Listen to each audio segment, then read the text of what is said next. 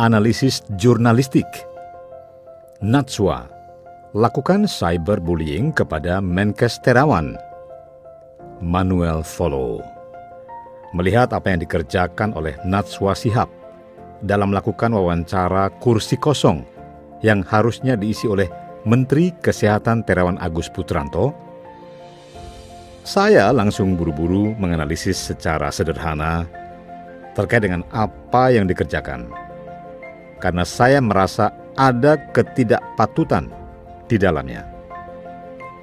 Saya tidak mau berasumsi lewat perasaan.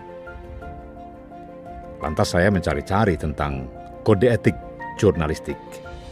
Dan betapa terkaget-kagetnya saya menemukan bahwa ternyata Natswa yang marganya sama seperti Rizik melakukan pengkhianatan dan pelecehan terhadap jurnalistik.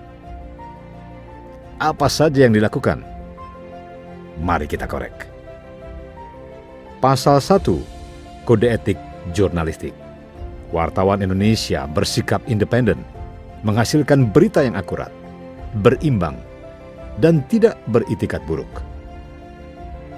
Pertama, Mata Natswa melanggar kode etik kebebasan berpendapat. Loh, kok bisa? Kebebasan berpendapat yang dilanggar oleh Natswa. Begini, Bung. Ketidakmauan seseorang terhadap diwawancara adalah hak prerogatif yang tidak boleh diganggu-gugat. Namun, Natswa Shihab memaksa-maksa Terawan untuk datang. Padahal Terawan sudah mengutus Dirjen Kementerian Kesehatan untuk datang ke sana. Ditolak. Ditolak untuk hadir sebetulnya biasa saja. Tapi jika setelah ditolak, kemudian tetap melakukan framing bahwa Terawan tidak datang, itu adalah pelecehan. Terawan bebas untuk memilih apakah dia mau hadir atau tidak. Mau disebut pengecut pun, silahkan. Akan tetapi, kenapa Natswa malah melakukan bullying terhadap Menteri Kesehatan dengan cara mewawancarai kursi kosong? Ini sudah kurang ajar. Kedua, Natswa tidak akurat. Dia tidak memberitakan peristiwa atau fakta sesuai dengan akurasi. Seharusnya Natswa mengatakan dengan jelas bahwa Menkes sudah mengirimkan dirjennya. Lalu mereka menolak. Ya, setidaknya semua orang perlu tahu apa yang menjadi latar belakangnya. Kalaupun Terawan tidak mau, ya sebutkan alasannya. Alasannya kalau tidak ada, tapi kan sudah ada Dirjen Menkes yang mewakili. Lalu ditolak. Kenapa harus Terawan? Nah, inilah yang tidak diketahui oleh orang-orang banyak. Ketiga, Natswa Shihab tidak beretikat baik. Dia kelihatan ingin memframing buruk pemerintahan pusat. Mulai dari debat dengan Presiden Jokowi tentang mudik dan pulang kampung. Saya sudah jijik lihat ini. Dan saya menulis hal ini bukan di media yang masuk ke Dewan Pers. Saya nulis di SeaWorld. Ini opini, jadi beda. Saya sengaja ingin memperlihatkan bahwa Natswa ini salah. Pasal 2 Kode Etik Jurnalistik. Wartawan Indonesia menempuh cara-cara yang profesional dalam melaksanakan tugas jurnalistik.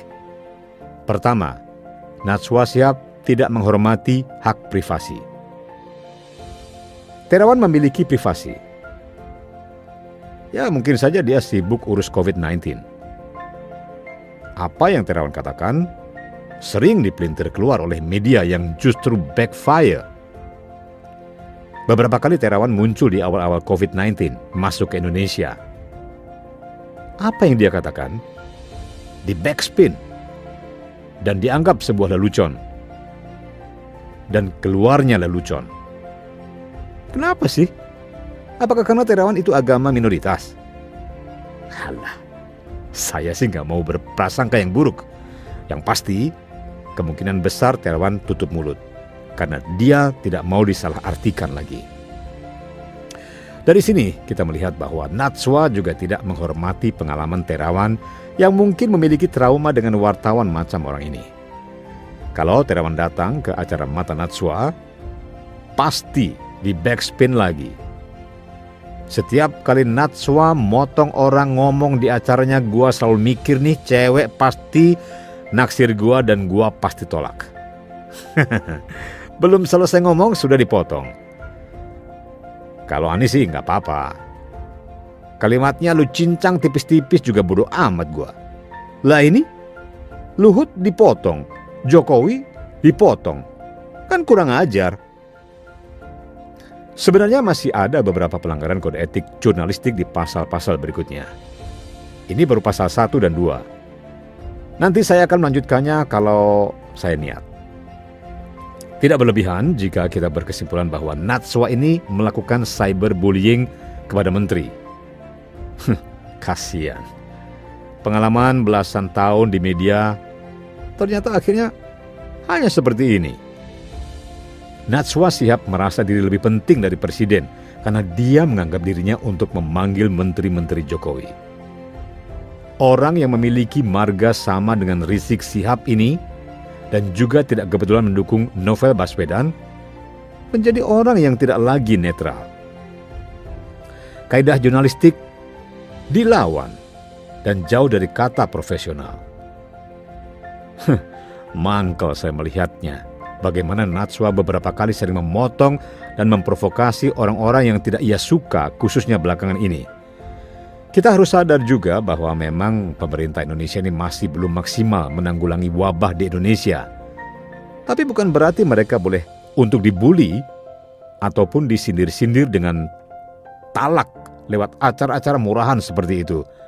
Yang memiliki hak prerogatif menilai kalau kinerja menteri sebetulnya adalah Presiden Joko Widodo, bukan Natswa. Ganti nama saja jadi Mata Nadrun.